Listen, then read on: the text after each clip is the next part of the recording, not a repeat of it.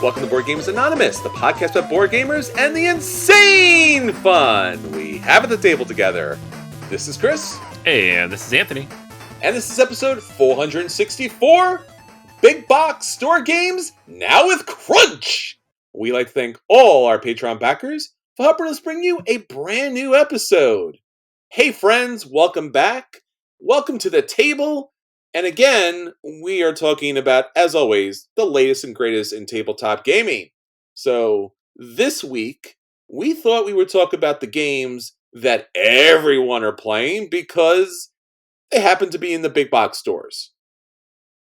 Indeed. Yeah, we're going to run through some games that were previously or currently exclusives at Target or other big box stores, and like what's different about them, what's appealing about them, how do they do, what are they bringing into the hobby. It's a fascinating conversation.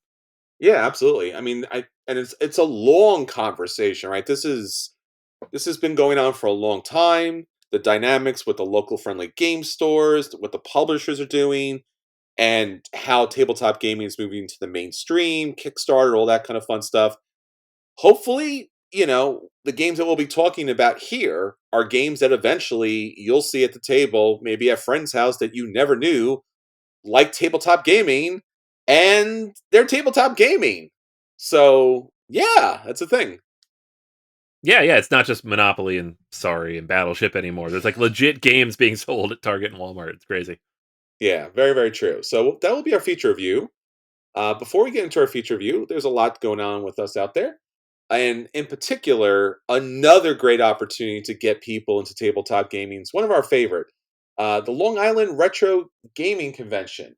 We went last year. We had a ton of fun out there, and it was one of these great conventions that was big enough that you had everything you wanted as far as tabletop gaming is concerned and all that kind of fun stuff, but small enough that you actually got to know people. So the Long Island Tabletop Gaming Convention, Anthony, we were there last year, and they're going to have it again this year, and we happen to be special guests. Yeah, it was a blast last year. I'm excited to go back. Yeah, me too. So it will be at the Cradle of Aviation in Garden City, New York, or Long Island, New York. So if you ever wanted to go tabletop gaming, but felt it needed more spaceships, airplanes, and flight suits, this is certainly the convention for you, because all of those things are all around the place as your tabletop gaming. So bring your games that are most appropriate for that kind of situation. Yeah, absolutely. So, yes, a lot of fun. Long Island, it's their largest tabletop gaming event. Anthony and I will be putting on 2 presentations with our good friend Will and several other special guests on Saturday at, I think it's 7 p.m. to 8:30 p.m. Anthony will be leading a discussion on leveling up your tabletop teach. Learn tips, tricks, and teaching methods from professional tabletop teachers. We will also cover all types of games, gamers, ages, and neurodiversity. We will also cover our top games for bringing non-gamers into the tabletop hobby. Anthony, that's a lot, man. Yeah. I'll squeeze it in. It's all good. We get it. It's no big deal. We got it. Yeah. There's nothing more essential for tabletop gaming to kind of flourish as having good teachers. Right. And teaching tabletop games is a real challenge. If you've ever been a teacher trying to break down information for a number of different people, diverse populations, teaching, I mean, it's the thing, right? We all know it. We've all been through it. Good teachers, bad teachers make our lives so much better. And obviously, good tabletop teachers do the same. So learn the tricks, learn the tips, learn all that kind of fun stuff so that when you get to the table, you can teach the games and be awesome at it. And then on Sunday at 1:30 p.m. to 3 o'clock, we will be doing a level up your mental health. So join another panel of mental health and tabletop professionals as we talk about how you can improve your sense of self, social engagement, and foster a healthy and welcoming community. And we will also, again, do a deep dive into our games that provide personal success at the tabletop and in life in general. So Will and I are going to really crunch the numbers there, tell you which games could help and make your personal lives and the personal lives of other people around you even better. And, how to, use those games in a beneficial way. So we have two great presentations. We really hope to see you there. If you have any questions, hit us up. Or again, if you'd like to hit up Long Island Tabletop Gaming Convention, they're up online and you can purchase tickets. So a lot of fun stuff happening there. Anthony, that's what's going on with us out there because, hey, it's a convention, man. Let's talk Yeah. about what's happening with our friends out there. What's our question of the week? All right. Question of the week this week. I asked people, what is the best designer/publisher combo? So there are those designers that you just intrinsically associate with a specific publisher and vice versa. What is the best combo out there? So we got a lot of good answers. Starting on the Patreon, we have Jill says, no question, it's Vital Lacerda with artwork by Ian O'Toole and Eagle Griffin Games. Mm-hmm. Bonus if the rulebook is edited by Paul Grogan. Oh, Instant buy. Yes, 100%. Yeah, get that rulebook editing in there, 100%. They say, take my money, great value, especially compared to some other high price campaigns. Looking at you, Queen Games. Ooh, get a little burn there at the end. I love it. David says, my first thought was Vlada Shavatul and CGE. Multiple successful titles with a wide variety of games from Through the Ages to Codenames. yes, yes. Absolutely. Shavatul, just everything's a hit. They're rare when they come, but when they come, they're good. Drew dropped a whole bunch on us. He said, I have to admire these game designers who have started their own successful publishing companies. So amazing effort to control the amazing final product. Some that come to mind, Gene Billingsley and GMT, Vladimir Suchi and Delicious Games, Cole Worley and Whirligig, and Jamie Stegmeyer and Stonemeyer Games. All great examples of designers who just started their own thing and have been able to continue it going on. Yeah. And then hitting over to the Facebook page, we have Carlos agreeing, no brainer, Lacerda Eagle Griffin. Yup. Fed says, I may be biased, Peter McPherson at AEG. Peter has designed one of my favorite games of all time, Tiny Towns. His new game, I think, is also AEG, Flat Out Games, fit to print. Tiny Towns fits that puzzle aspect I like, but also depth. And then Matt is just trolling us and says, Stefan Feld, Queen Games, LOL. No, Thanks, no. Matt. You are wrong, and I know you're wrong. That's why it's funny. That's like the opposite. If we did the opposite of this question, it would be that. It's So true. it's great. The one I thought of when I posted the question was Vital Lacerda, and I'm glad that Yes, several of our was. listeners also agree with that. Yeah, I think that again, I think it's a lot of these are marriages made in heaven. You need a great publisher, great designer, great artist. You need so many great people in it, and especially a great editor for the rule book. Because again, you're not getting those games to the table. You're just not. But you could if you have a great tabletop teacher. But then again, we don't always have that. So Right. Yeah, you could talk about Ignacy Trevicek and Portal Games, except those games nope, are impossible to learn. So, no. no.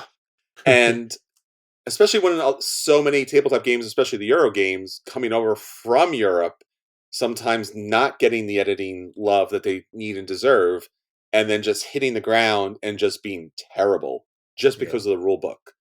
And there's been a lot of games, I think, from Capstone Games where they just Mm, ported everything over. And initially, a lot of their games were just so bad, just so bad. And then after they kind of started to get deep into the rule book, the games became so good, just yeah. like overnight. Like they flipped a switch and they're like, no, no, no, we're going to do something about this now. And they did, and they're great. And thank goodness because they were killing us with Yeah. the early stuff. So, Yeah.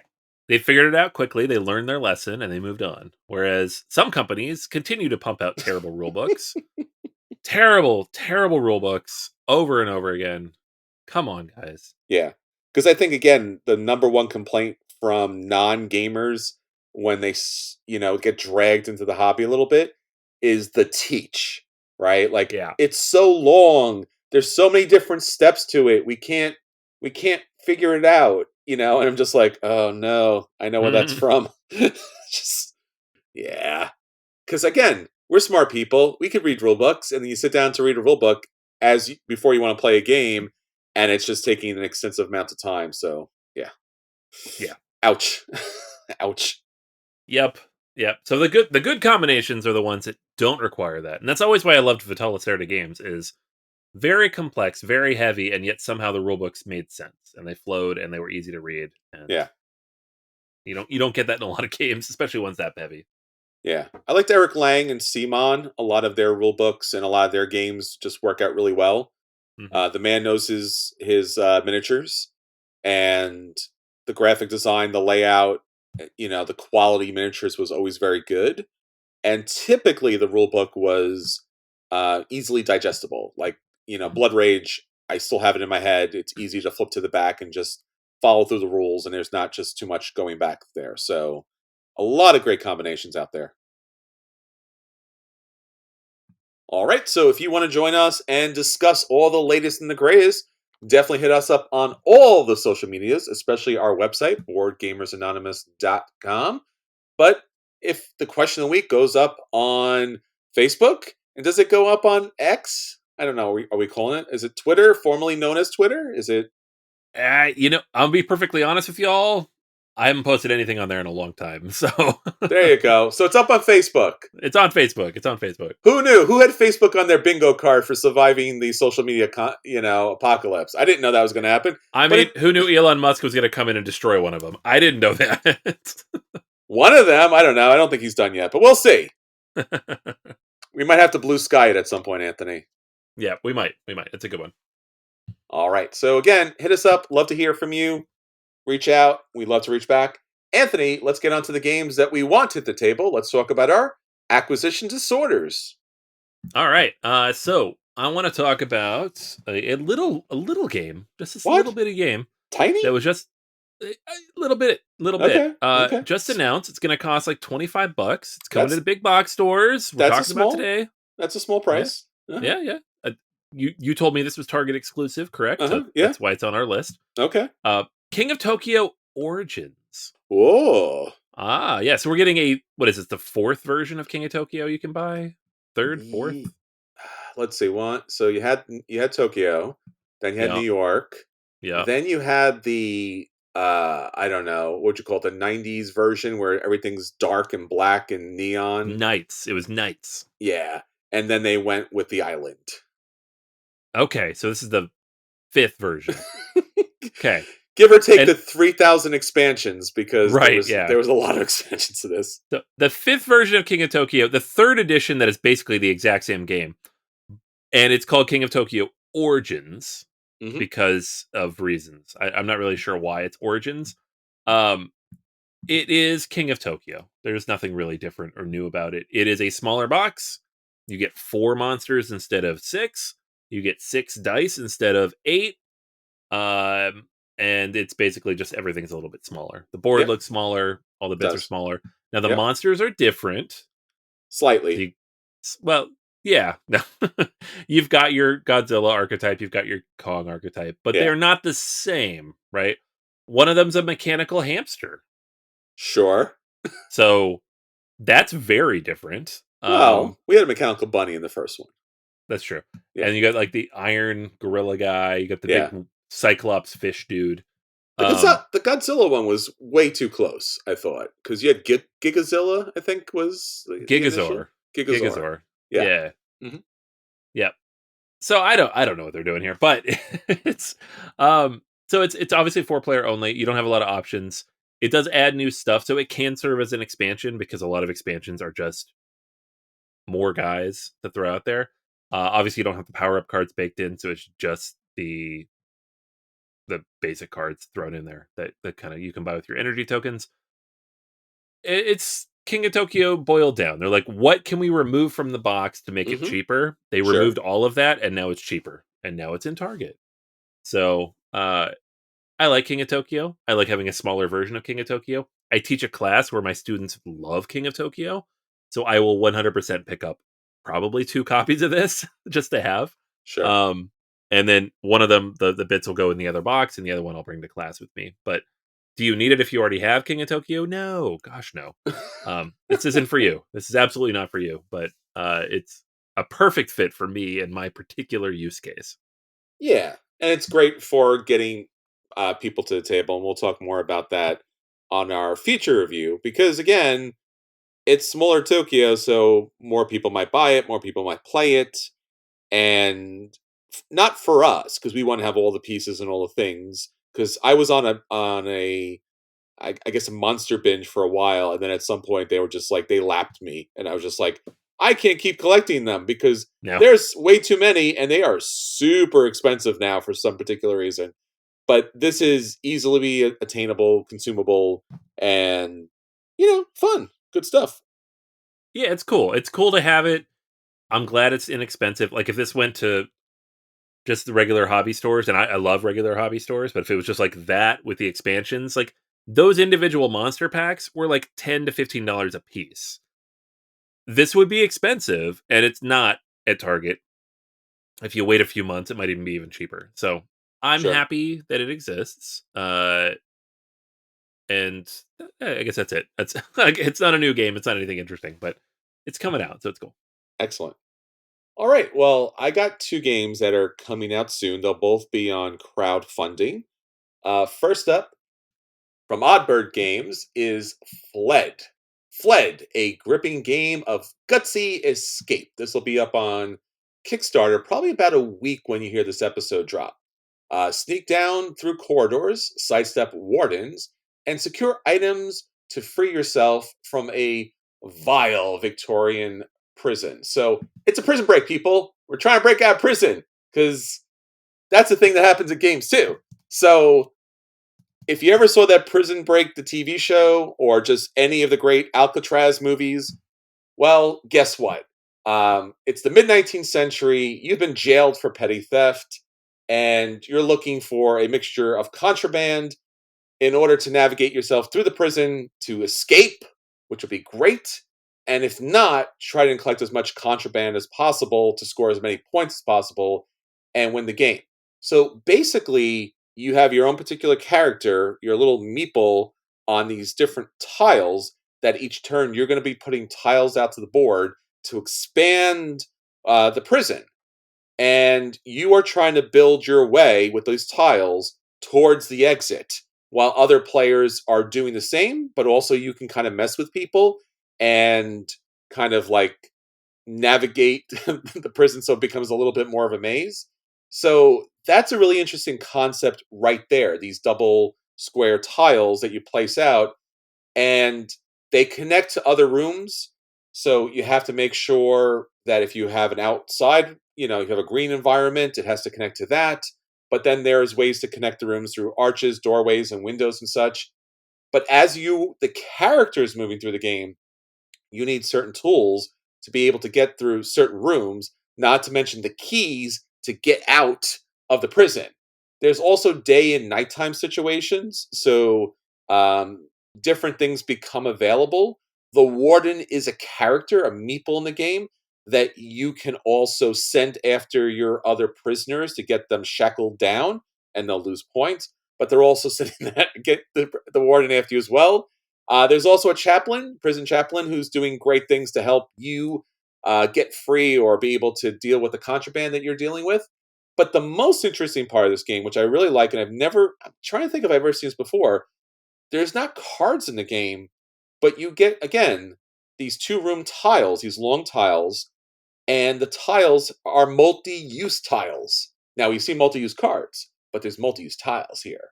So the tile itself you have to place in the prison to build out the prison, but also you can add that to your own prison cell because there's tools on it. So there's a knife, there's a boot, there's other kind of things to kind of get you through, but there's also contraband and collecting contraband off these tiles. And you can also use these tiles to move. So I love multi-use cards. This is my first, as far as I can remember, first multi-use tile game. And again, it's all about escaping to get points, but predictively, you might gain the shackles, you might lose points that way. You want to get bonuses for your inventory, but it looks like a pretty cool, fun game. And this will be coming out on Kickstarter, as I mentioned, in about a week. These are the same people that created Feudum, which, shocking surprise, they're bringing that game back as well. We will be getting a Fled review copy to talk about it more once we get the chance to play and review it. And Feudum itself, which again was our game of the year, I think it was back in 2018, Anthony? Do you remember we were on 2018? We're that old of a podcast that we were back in the 18s. I mean, we started in 14, so 13? I don't know. Somewhere in there, it's 18. Sure. Sure. That's the thing. I remember years. Why not?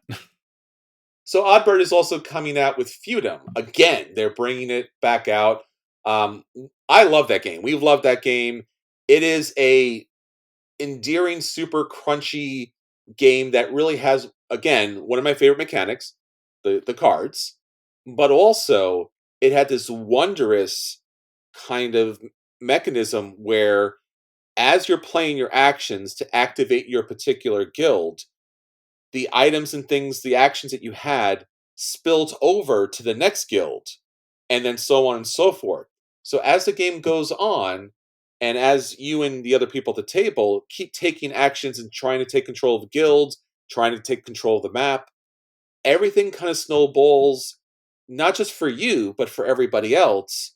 And it's this really nice symphony of just ongoing success and challenge at the same time, and trying to control those areas for victory points and such.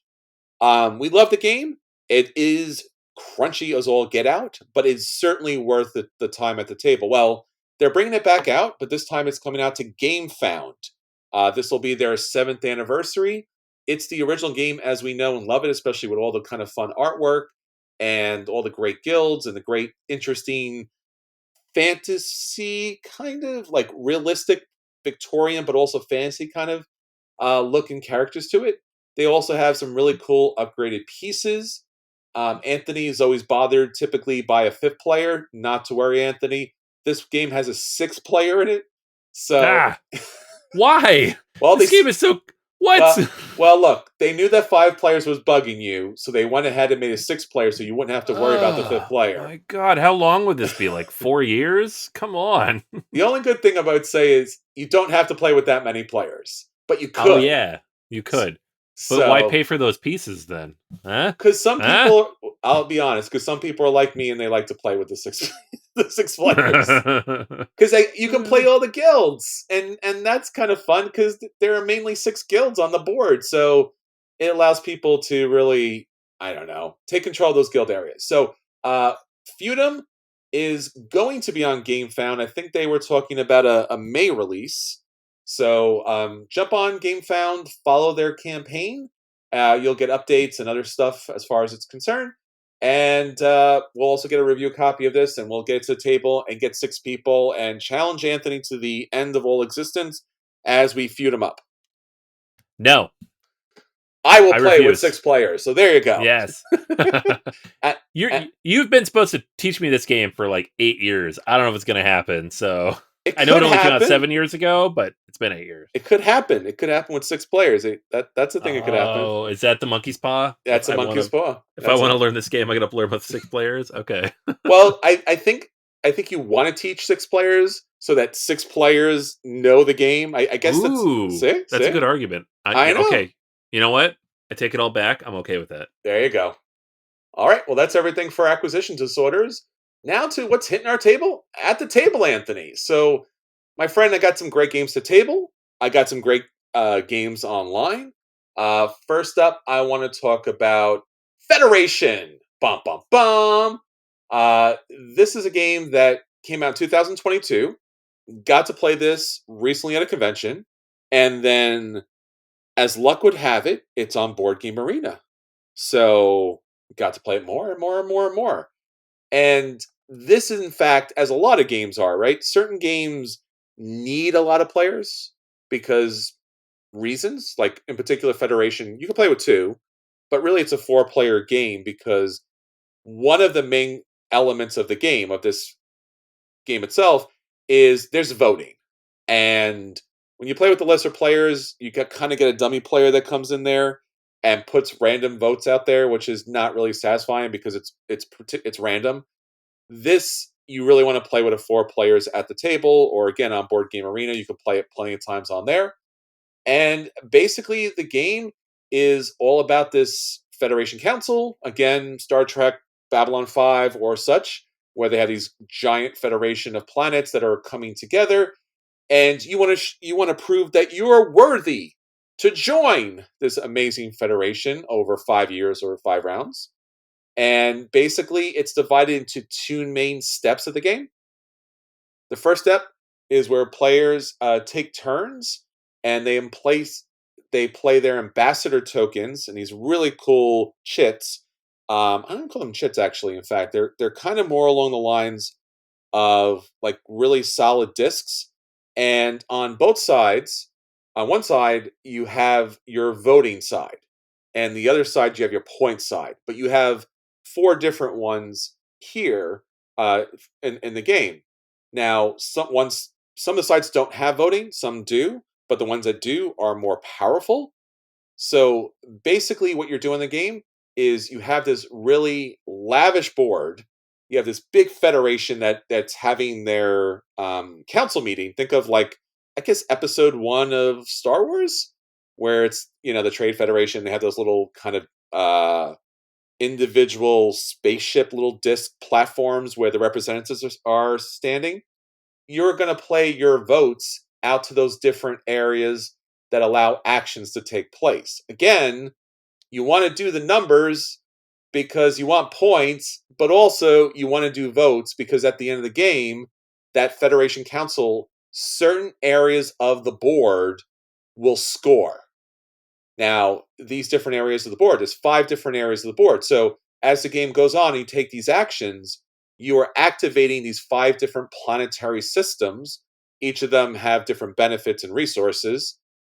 And as you keep taking those actions, it is a great opportunity to vote up that particular planetary system because you want that to score. So if you go to the yellow planet a lot and you're getting resources and you're trading things out, you want to make sure that a lot of votes goes to that yellow, so at the end of the game you can score a maximum number of points. If it doesn't reach that voting limit, then that yellow planet does not score. But throughout the game, what really you want to do is gain a lot of favors of those different planetary systems to score points by going to those particular areas, utilizing your 4 tokens, the 2 1s, a 2, and a 3. There's also an opportunity to get a die that can be upgraded to add additional votes. So when you go out there, and then you have your own player board itself, and your player board has opportunities for you to take an action a second time. You unlock that particular area of your board, and then you send a ship that allows you to utilize, again, one of those 5 planets. Um, the orange planet lets you gain resources through kind of a asteroid system. The yellow planet's kind of a sun planet, so it's allowing you to recombine elements to kind of upgrade them. The purple pink planet has a lot of ambassadors that you can add to your board that give you a one-time bonus. The blue planetary system gives you additional chits that go on top of your voting markers. So now that particular marker has an additional special benefit when you place it out there that replaces the basic one that's out there. And then there's that green planetary system that is going to give you ongoing benefits if you meet the resources that it needs, or end game scoring. The game itself has a number of different, at least especially in the green section, a number of different mid game kind of resources you can get, or end game goals. So there's a lot of ways to mix it up, but primarily the game really comes down to what planetary system is really going to be your engine for victory points. You're going to want to do a little bit of everything, but you can't obviously focus and put all of your energy into all of those areas. It's a federation. You want to tap everybody a little bit. And again, as the game goes on, as you're strategically building to those particular areas, people are going to take your spaces, right? So they're going to take those different planetary systems because they need the resources as well. So there are some strategic decisions, there's some tactical decisions throughout the game And then again, it boils down to really these 4 action tokens that you're going to place onto the main board, but it has a wealth. It's a very much point salady type of game of as far as where can you score points? Well, you can score points here as getting the tokens. You can get score points here as you move up all your bonuses. It's just there's a lot of places to score points. At the beginning of the game, when I played this the first time, I was like, I will focus here. And by the end of the game, I had spread out, got a lot of points from a lot of different areas, and I like that about a game. It's good when you can kind of focus, but it's great when it's open enough that you can take other things. Towards the end of the game, it came a little tense, a little tight, because you want to take certain actions, but you don't know when you need to take them because other people might take them, or other people might vote up your particular section because they're going there now. It is a crunchy kind of Euro. It's not too bad. I don't. It's not Vital Lacerda, who we were talking about earlier, but it is a lot on the board. It's very bright. It's very colorful. It's easy to kind of like get a little colorblind just from the amount of things that are happening on the board. It's kind of like Batoko, a little bit like that. It's just too much on the board itself. The board game arena version is good, but certainly because there are so many sideboards that come with the game, it is a little challenging because you have to flip through the different board areas in order to kind of navigate your resources and where you're going. It's much better on the table because you get to see everything all at once, but it's not bad on Board Game Arena. I would recommend playing it, of course. The one thing I Mhm. will say, play it to 4 players.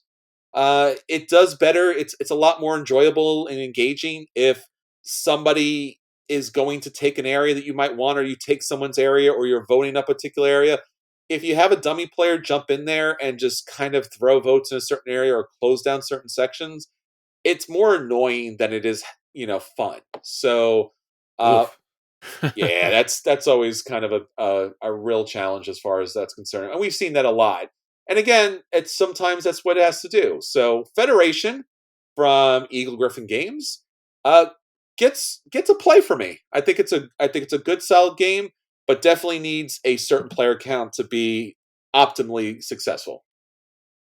That right there is the reason I'm glad I didn't pre-order this. Like, it looked great. The reviews that I'd seen earlier were great. It like all the things about it, I'm like, this seems like it's something I would like, but like the specific player count requirements meant Sure. that I would just never get it played. And so Yeah. why own it, especially if you could just play it online. If you Yeah. happen to get people together, it's probably for me at least personally, it's more likely to get that together online.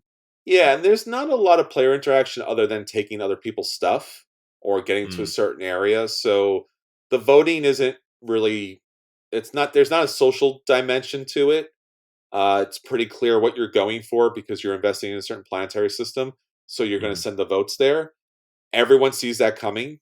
So they just try to go somewhere else and beat you to it, mhm. or try to get the things before you can. So it does have that very Euro solitary kind of play to it. So yeah, but it is a good game. Eagle Griffin did a good job. It's a little bright in the table. It could have been a little easier on the eyes because it's a lot to kind of manage. Very point salady, but a good fun time. Second, Anthony, I just want to talk about a game that I know you did a full review for, so I don't have to do a full review, which is awesome for me. But I will give my review of it because I was surprised. Now, I think we finished up that review of Imperial Miners that came out in 2023. You were like, you will like this game. And I was like, I will like this game? You were like, yeah. And I was like, awesome. And then I saw it at the table and I played it. And then I played some more. And I played even some more. And I'm going to give my review right now. It's fine. Um, Ah. it, Ah, boo. I thought you'd yeah, like it. it's fine. It's fine. I again, it's a fairly straightforward game, so I don't want to like overdo it as far as details concerned. And I know certainly you've played Anthony, and probably a lot of people play it.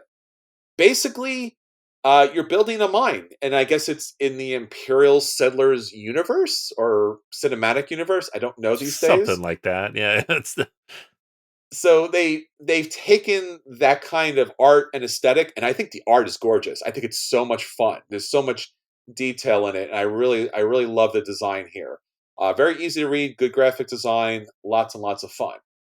But basically, what kind of let me down in the game is you're primarily trying to get the gems because they're victory points, but you need the Right. gold in order to get the better cards out there in your mind. Also, kind of fun. And there is some element as far as scoring some victory points of how you line the cards up, because there is these kind of like I guess carts where they hold all their gems and stuff. If you line them up properly, you got the connection, you got the cart with all the gems in it. If you don't, then you have opportunities throughout the game in order to put those out there. So also very fine, but the game itself was was really light. I wasn't expecting the game to be as light as it was. Basically, you are doing you reveal one event card. Card could be somewhat challenging, bad, but typically is kind of okay, good. Doesn't really hurt anybody so much. It wasn't super impactful to the game, and then you play exactly one card to your mind Hmm. each round. And then you activate bottom up from the deepest mind up, one card each. I don't know, is it I think it's what, four? You go four cards deep, four or five cards deep? I think it's four. Four cards deep, and then you have like the base level. Yeah. And I was just like, and where's the rest of the game? Why no more game? Game should be It funner. The game it is should be. only it's play one card and then do like one thing or two things or three Yeah. things or four things. It's a filler game. It's a filler. It's not. Yeah. But the production is so high and good, True. and the Right. art, and again, and we've talked about this before. I think we've probably even done episodes before about this. We might need to do an episode again about how often companies are like, let's lean on our brand to sell yet another game. Yeah. And I was expecting something a little bit more of the Imperial Settlers weight in this game, and this game was so exceptionally light. It should have been branded as a filler game. Hmm. Even the box is a little bit bigger. I was like, oh, that's it. It's just kind of a deck of cards and really nice pieces, but kind of a deck of cards there. Uh, I like the game. I don't dislike the game. I was just terribly disappointed how light and simplistic the game was. Like you're going to have a handful of cards and they kind of don't necessarily play together because there's different icons as far as factions are concerned. So you might have a card that's like, it benefits off this kind of faction.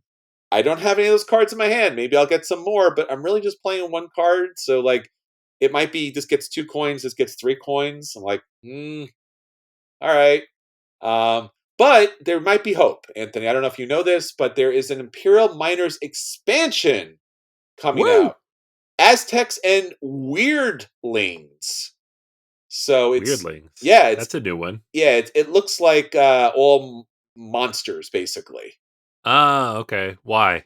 Why are I they doing that? I don't know. So there's two new factions, the Aztecs and the Transylvanians, which they called Weirdlings. Each faction Ugh. brings unique gameplay elements and strategies, enriching the Imperial Miners universe. It's already a universe, Anthony. This is its second part. It's a universe. Yeah. Yeah. So I don't. I would love the idea of this game being more. I don't know how it's more, but I don't. I don't think that's going to be more. I think it's just going to be a bigger deck. well, maybe you have different separate decks. Maybe you have an Aztec Maybe. deck and a Weirdling deck. Because I really didn't like the fact that I wasn't playing my own faction. Right. I wanted to play my That's the thing is yeah. they're like it's Imperial whatever, and you're like, cool. I get my own faction. Like, no, that's not what this is. Also, it's way lighter than those other two games. Also, it's very short. So like, Yeah. okay. Yeah, and again, they're like, oh, all the factions are in here. And I thought that was the opposite of fun because I kept getting like a single card that was like would benefit off other cards of its type. But the game Mm, is so fast, and you're not choosing from a market of cards, you're choosing from cards that are face down. So I never really built a mind that was like representative of a particular faction. And it didn't seem like it made a big difference because, again, in the end, it's only a matter of a difference of 1 or 2 coins. hmm. So I was a little bit disappointed by that. There is also, and again, many people might already know this, I discovered this. Portal Games also has a Halloween uh expansion kind of. It's just basically one page that you can print out, and it has one of these kind of tracks in the game itself. I didn't mention there's 3 tracks, and they flip over so you can actually have different combinations track. Well, there's a Halloween track you can get online. You can download the setup here, and you can just move around. The artwork again is adorable and cute. And they should have made it this They should have made this game something else or just smaller, because I don't know. I'm doing hand motions and I'm not sure. Like, I kept feeling like I was grabbing for something that was not there. I liked Mm. it, but it was fun. I don't know. I'm conflicted. It's a play. I would play this again if someone said, "Hey, you want to play this?" And I was like, "Sure, we'll knock this out in like 5 minutes, and I will be Right. on my phone at the same time as I play this game." So don't be offended, but sure. Brutal. Brutal. It's not brutal. It's what the game is. It's fine. It's People need fine games in life. They did a great production. It just should have been a small box game. It should have been named something different, and it should have like screamed like this is not the game. Like, it's maybe eventually it'll be the game, but it's not. So Imperial Miners, it's fine. I don't know. It's okay. It's a Fine, I thing. guess. It's fine. The world needs those games. Yeah, if there was more to it, I would love it, but it's fine. I was kind of, yeah, sure. You ever know, like, when you pick up a bag or a box and you expect it to be heavy, and then you just like lift it and like almost throw it up in the air? That was this. I was just like, All right. yeah, I feel like this is a good critique of my original review, where I did not make it clear that the game is in fact very light, it is because very light. that is not a thing that I disagree with at all. I just don't know. Maybe I didn't clarify that when I originally described it. Yeah, it's fine. Again, like I said, like you mentioned, I just thought the mine was going to be bigger. There was going to be more cards out there to like really Mm, flush out the mine, and that would be cool. you're only you're only utilizing one mine card for level. So even if you place other cards out there, it might be slightly better, but it's not like a combo thing. There's no like, I do this, and this turns into this, and that to that. I'm like, all right. And then the same thing with the tracks. Like, you just move up the tracks because Right. why? The, What? the Why wouldn't you? track the tracks are lame, Yeah. but I don't disagree on that. All right. Cool. All right. Let's get on to our feature review. So our feature review this week is, of course, talking about big box store games now with some extra crunch in them. Anthony, once upon a time, if you wanted a board game and you went to a store with your family or friends, you found something that's Monopoly like, or Monopoly, or again, One of the 42 versions of Monopoly? Yeah, yes. yeah. It was Hasbro whatever is what you'd find at the store. Yeah. So there was few exceptions to those games out there. Again, depending on your age and generation and your particular location, it was hard to get. Uh, Again, we don't use this term a lot. We used to use it a lot back in the day, Anthony, like designer games, right? That was the thing we You're used to right. talk about a lot. Yeah, yeah, yeah. No, it was those early games didn't have designers attached to them, Yes, right? We've only found out over the years, like, oh, Andrew Parks made these 43 games for Hasbro, and we have Eric Lang did all these 27 games for Hasbro, because their names were not on the boxes, and it's not like it's a secret, but it just wasn't promoted. And now all the games have the designers' names on the boxes. We know who's making them. We know why they're making them. We know what's coming out of them. It's a different world. It's a different world. most times, right? There's still some Hasbro stuff, right? There's some big stuff that comes out and weirdly doesn't get named, or it comes from like Prosperous Hall, but it doesn't get name Prospero dropped. Hall's a weird one, because Yeah, it's they run almost like a marketing agency, except yeah, like with games. Like I don't even know you could put a designer's name on there, because they do everything by committee. sure. Um, but yeah, there are some exceptions for sure. Yeah, it's the exceptions that prove the rule, right? Again, it was designer games or mass market games. We used to talk about them. Right. And Yeah. again, there was that rare game like Hero Quest that kind of, squeezed through for some reason. It was at Toys R Us. And then, Right. Yeah. because reasons. So, yeah, so you can actually get games at big box stores. It's really weird. I don't know how to feel about that. I go down like Target aisle and I see games that I actually own, and I feel like weird. Like, do I feel cheapened? I feel a little cheapened, but also I'm happy because people could actually buy these and play these. And the last time I remember seeing this many games that I have played or owned or was basically in our wheelhouse was when they used to have like a dozen different versions of Munchkin in like Barnes and Noble, and that Right. was like primarily it was like, hey, it's Backgammon or Munchkin or Risk at Barnes and Noble. But I was like, what is this Munchkin? Who's this Steve Jackson guy? I don't know who this person is. He's not a Hasbro guy. What's going on here? Right. Yeah. Yeah. The funny thing too is like the list we're going to share with you is basically drawn from Target because they're the ones who've like gotten the most like specific exclusives on board games. Sure, If you go to Barnes and Noble now, like the last 5 years, it's legit like a mini a FLGS. hundred It's percent. yeah, like if we did that, it would just be like here's some regular games that we all own. It would be an interesting list because they like whoever curates their game collections just goes out and finds, what is the hot thing right now? Okay, Everdell's on the shelf because Yeah. Wingspan's on the shelf, Wormspan's on the shelf because this is what people are buying right now. Yes. Um, Target's obviously higher scale. There's a lot more Target stores out there, Sure. and they get their weird exclusive deals, which I think is Yes. And riles people up a little bit. also versions, right? Like we'll talk about Yeah, that. You mentioned King of Tokyo Origins previously, but again, growing up in the industry, like you said, we've been here 10 plus years now at this point.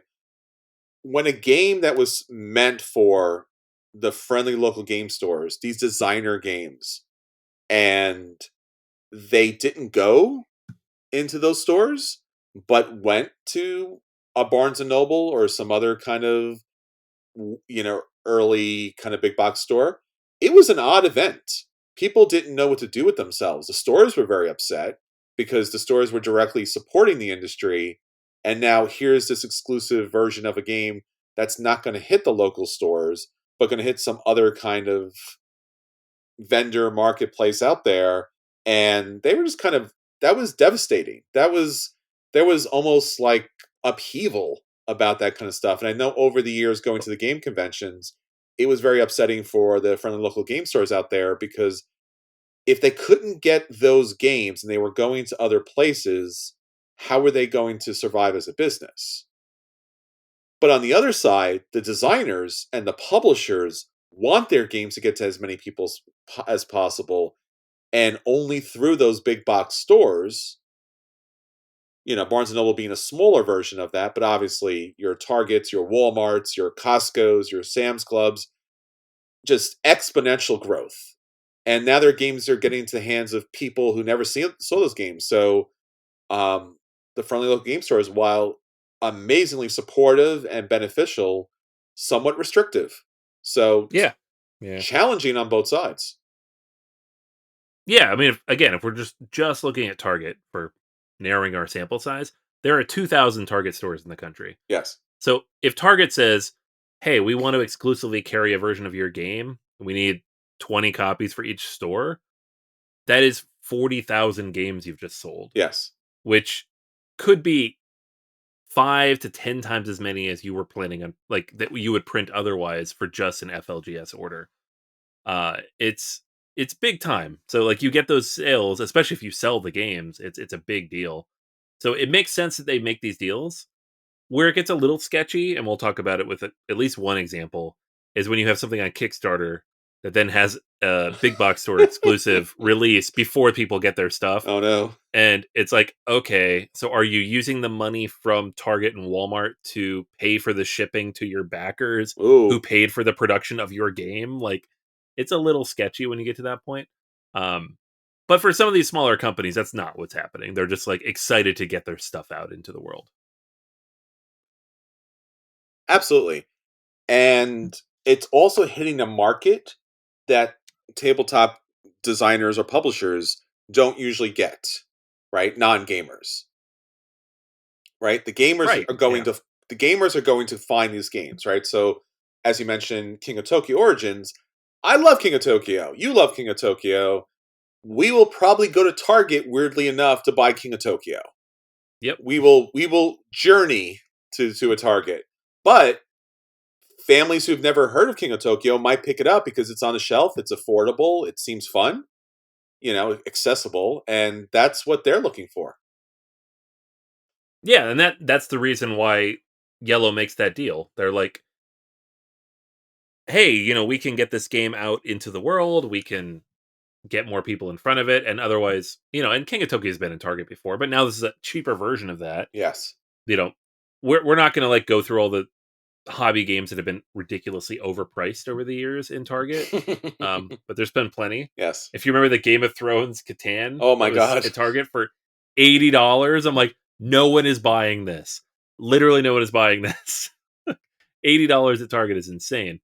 Um, so if you get something down to $25, that's a sweet spot. That's great. You're going to sell a lot of copies that way. That's what Ravensburger does. That's what with all the Prospero Hall games from Funko as well. So, um, Could we let publishers know that that's a reasonable price for a board game, and dear God, stop raising the prices of board games?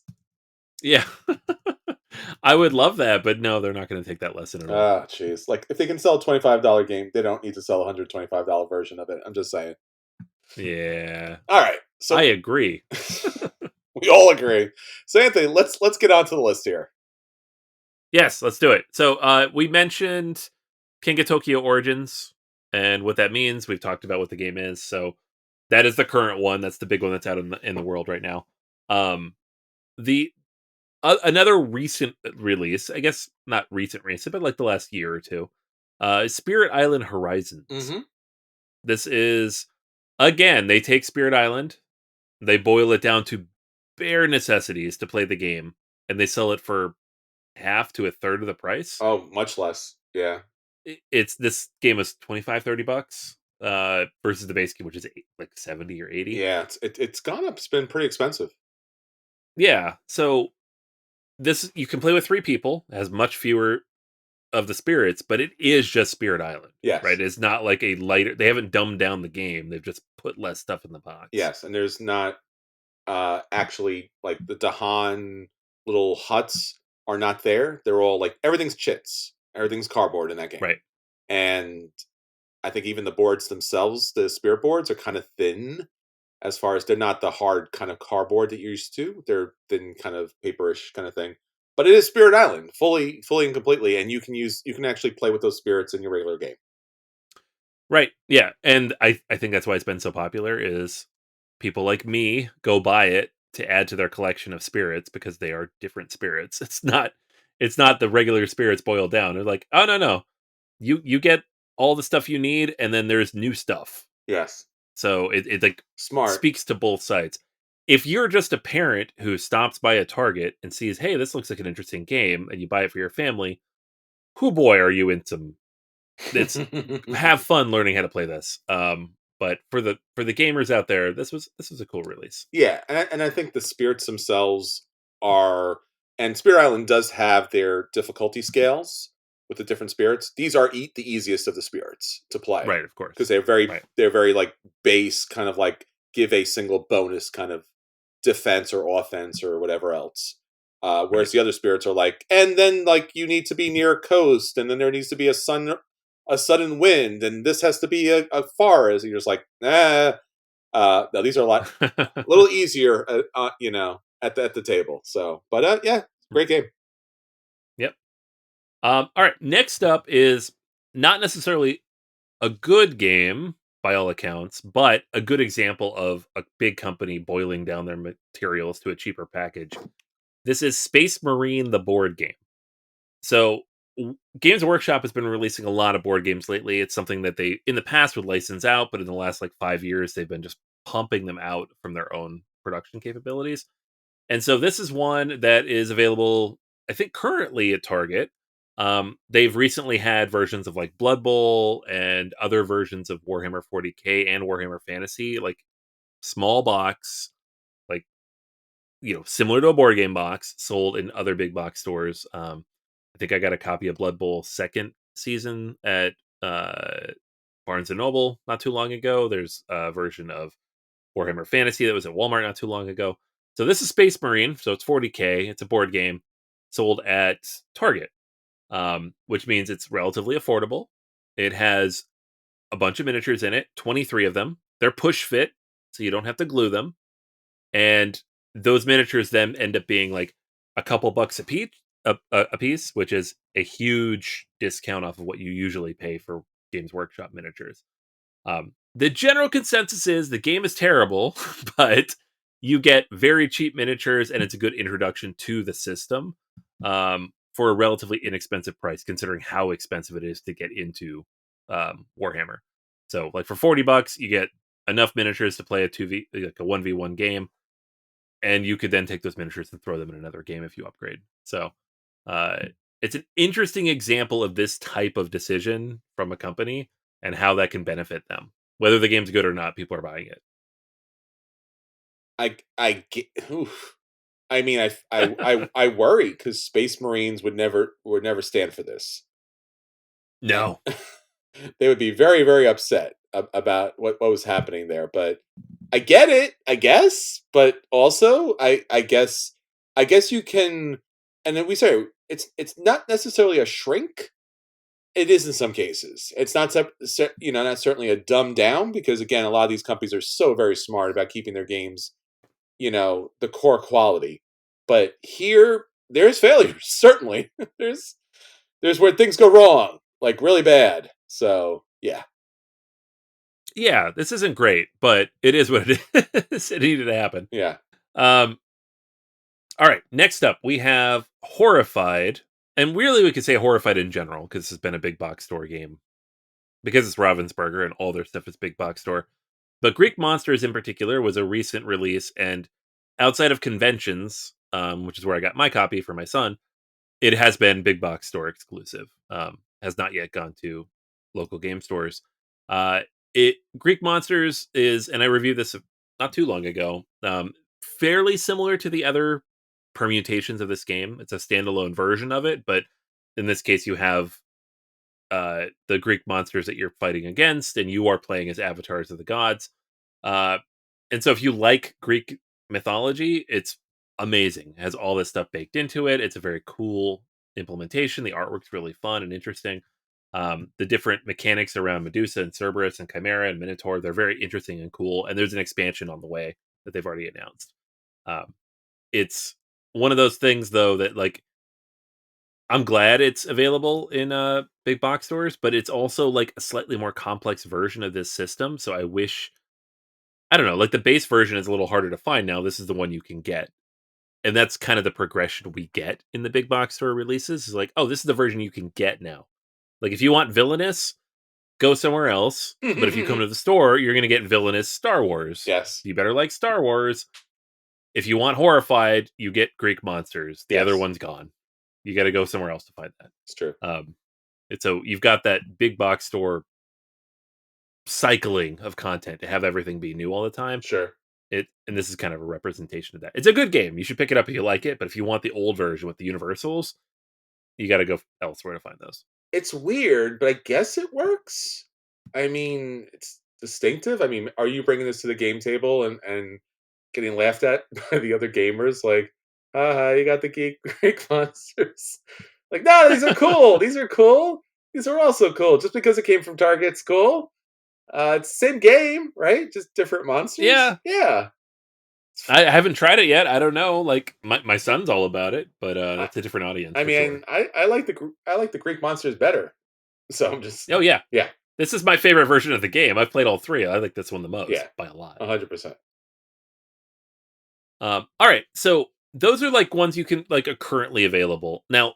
Going back in time, there's some pretty famous big box store exclusives. So we're going to kind of cover these as well. These are like ones where people are like, really? That's going to go to the big box store first. Okay, let's see what happens. Um, so the biggest one, I think, this is editorializing a little, but in my opinion, the biggest one, because it's ranked number 9 on the Board Game Geek hotness, is Gloomhaven Jaws of the Lion. Mm-hmm. Now, you can get this anywhere now, but when it first launched, you could only get it at Target. Mm. And when they announced this, I was like, how did they pull that off? Who at Target, who in Target's leadership was like, I love Gloomhaven? Like this big box behemoth of a game. And clearly it was someone. But it's almost a perfect version of Gloomhaven. This is what you should release first because this is an introduction to that system.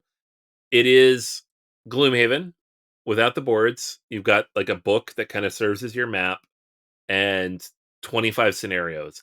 Honestly, this is probably as much Gloomhaven as 90% of people need. Yes. And 100%. I it's about as far as I got in the big box. So I'm like, if this had just come out first, I would have played this and been done. And I probably still would have bought the big box like an idiot, but I Mhm. never would have played it because this is perfect. This is absolutely perfect. And I can see why it's so highly ranked. But it was $50 and it did really well. And it just showed the draw of Gloomhaven in general. And I think they corrected on some of the most challenging parts of Gloomhaven, which is the setup. The setup for Gloomhaven is Yeah, massive, yeah. where this has This the book, really right? streamlines it Yeah. with the book. Yeah, Mhm. It's smart because the book has been used in a lot of ways, just kind of flip open and kind of set things up. But when you're playing Gloomhaven, there is a time investment for the setup and breakdown that is unreal. yeah. So great job, really great job upgrading and just I don't know. I wouldn't say perfecting it, but close to it, right?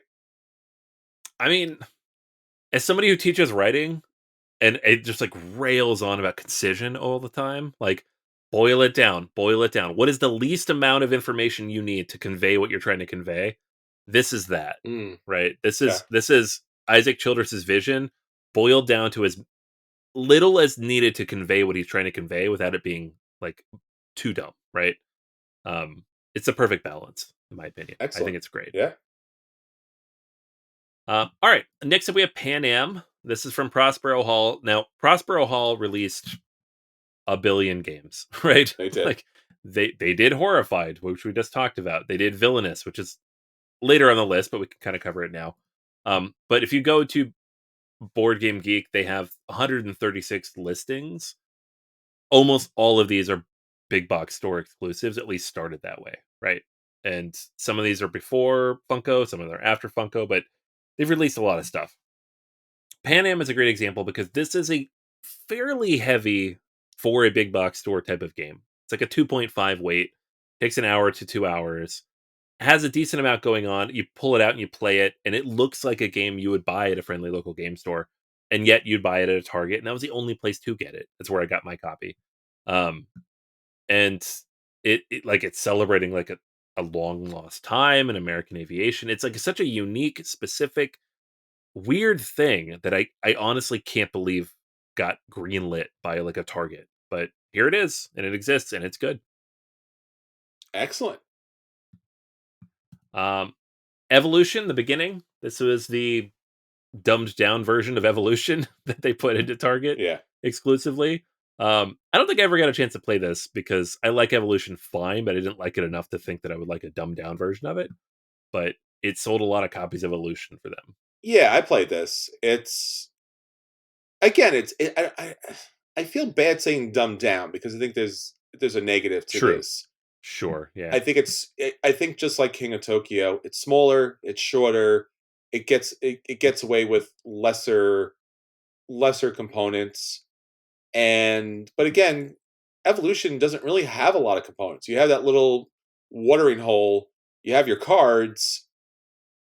I don't know, like it still works. It still works pretty well. Now that being said, the real fun of Evolution and having played all the different versions is all the extra different traits that come into play and all the different variations with climate and stuff like that.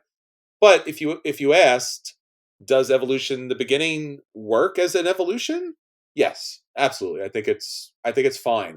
Again, I would miss and I did miss the extra stuff, but as far as evolution versus evolution the beginning, it's fine. I would certainly, if I had to, offer or recommend, I would say, look, if unless you are like us, you just have to have all the things. I don't. I think the evolution in the beginning is better than the original evolution. Just saying. Okay. Yeah. Interesting. Yeah. All right. So that's some interesting like success stories and various things that have worked and come out recently. Here's a couple of more controversial releases that I'm sure did perfectly well for Target. They made a lot of money. But I know for us gamers, they were a little more salt inducing. The first of these is Terraforming Mars Ares Expedition. Yeah. So this was a Kickstarter, and they had a big fancy Kickstarter edition. And then in June of 2021, the mass market edition hit Target. I can't remember exactly how much before. It was several months though It before was it actually it was got to shocking. It was backers. shocking how much before. Yeah, Yeah. like it was in Target a long enough so that a lot of people were tempted just to go pick it up because like I want to play the game that I backed. Um, and then they're like, oh no, it's a different version. It's mass market. There really wasn't a significant difference except the player boards were not the dual layered. You didn't have the storage. You didn't have the promo cards. That's pretty much it. Everything else was the same. So it was kind of a slap to the face. And we hear this a lot of like Kickstarter backers being, "Oh, it's a slap to the face. It's in retail first, or it's at a convention first." Yeah. This one really was though, because Yeah. it was months before everybody got it. We all backed it to support the company to produce it. And then like, oh no, we had a thing signed with Target. We had to hit their date. I'm like, Mhm. you had a thing signed with us. You needed to hit our date. Like, we gave you the money already. I know they gave you money, but so did we. Mhm. Um, so it was somewhat controversial, and it's become a bit of a flashpoint with other companies that have had the similar issues. Like Simon did the same thing with Marvel United and Walmart. Yes. You you get the base games of Marvel United from Walmart months in advance. Like I think that first one came out like 9 months That before was the crazy. Kickstarter shipped. That was painful. Yeah, it was like 4 months after the Kickstarter. They're like, "Here you go," and you're like, "Seriously?" Like, I just backed this. Um, so it's become kind of a theme. Obviously, there's conspiracy theories around like, oh, they're using the money from that to cover this, and I'm like, I don't think it's that. I think it's they make a lot of money on Kickstarter. They use that leverage to sell the deal to Target or Walmart or whoever. But then those people want a much shorter turnaround, and they have to hit that because that's a much larger contract with an individual company. And I'm not defending them by any means. I think it's just sleazy, but it's capitalism, so It's I mean, it's all sleazy. on some level that they again, and depending on your definition and what you read and stuff like that, when you're seeing these Kickstarter campaigns and the game gets to the stores before it gets to the backers, I don't want to use the word lie. I didn't use the word lie. I didn't just use it. But like they have to lie, right? On Yeah, on the campaign. Because part of almost every campaign, I think if not every campaign is what are our challenges? What's our timeline? What's how is it going to, like what's the production, all that kind of stuff. And that's not true, right? Like maybe that's true for that game, but the reason why it's getting to you 9 months later after it gets out to the big box stores is because they're fulfilling an order first. yeah, So again, it's kind of hard because in this day and age, I think if you took it to a court, they would say, yeah, back in the day, Kickstarter was always about, funding these projects that wouldn't normally fund and meeting their backers, needs and support. But now it's just like, it's just a marketing ploy, right? You just know that, right? hmm It's a pre order system. oh yeah, yeah, So, it yeah, it's a thing. yeah, and that's what that was. And they can pretend whatever they want, but that's what that Well, I was. mean, it's weird because I mean, the reason why a lot of people back Kickstarters, if not almost everyone back Kickstarters, is because they want to get the game first. Yeah, I mean, 90% of the time, games are not radically different once they hit, the regular stores or online stores. So, but you would get it a couple months in advance. Not the case. But at right. least that's the only example of it, right, Anthony? It's the only example. Oh yeah, this definitely never happened ever anywhere else Phew! except all the There you time. go. Um, so all right, so I'm going to talk about another one. This is kind of niche. It's been almost 7 years since this happened, so a lot of you may not remember it. Also, if you weren't in the Star Wars Destiny kind of fan group following as I was at the time, you're like, I don't know what you're talking about. But there was a Star Wars Destiny 2-player game release. It was a box set. Mhm. Um Back in 2017. It was in like the big merch release drop before The Last Jedi came out. Um and it was only available in the big box stores. And nobody knew that really until right before it released.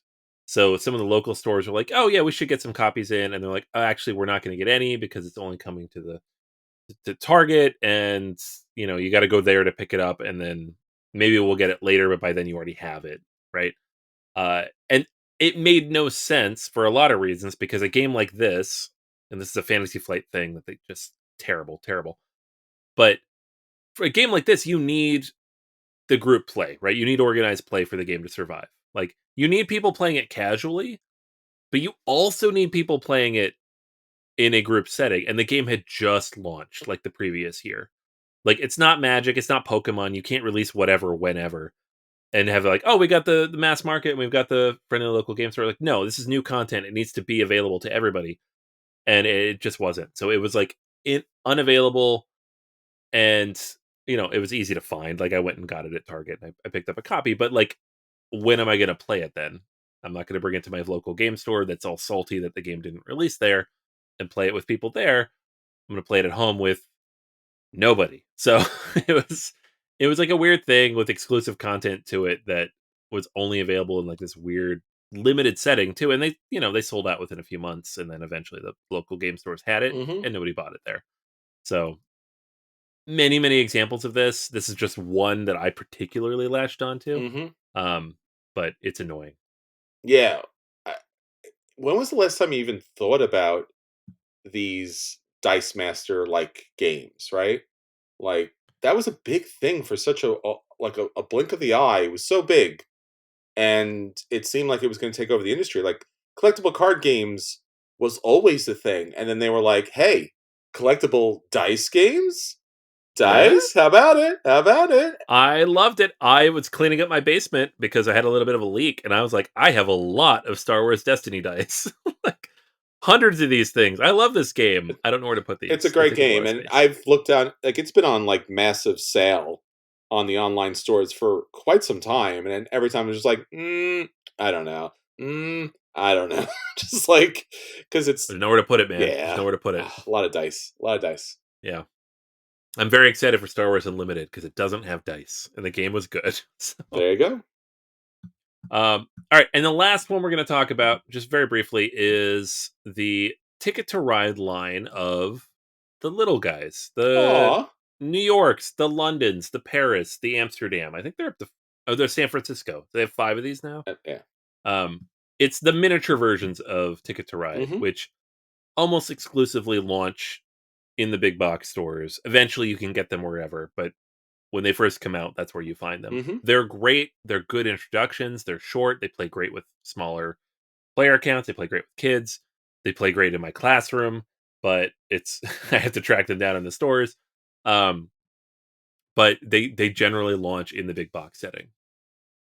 Yeah, it makes a lot of sense. Like Imperial Miners would be a great small box kind of Mm, game if they shrunk it, at least shrunk the box down to this level, and I guess would have to go with like cheaper pieces.